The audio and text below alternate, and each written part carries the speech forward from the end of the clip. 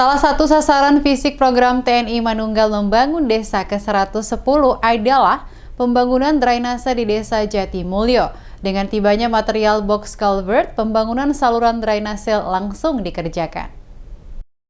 Kecilnya saluran drainase di Desa Jatimulyo tidak dapat menampung banyaknya air ketika intensitas curah hujan tinggi. Hal itu membuat para petani resah lantaran sawahnya kebanjiran dari air luapan drainase. Dengan program pembangunan saluran drainase TMMD ke-110 Bojonegoro di Desa Jatimulyo, diharapkan dapat menjadi solusi agar air tidak meluap ketika musim hujan tiba. Setidaknya box culvert di lokasi sasaran bersama masyarakat anggota Satgas TMMD bergotong royong menurunkan box culvert dari truk pengangkut. Sersan Mayor Sudarman mengungkapkan, dengan tibanya box culvert, pembangunan saluran drainase akan segera berjalan, sembari menunggu material lainnya.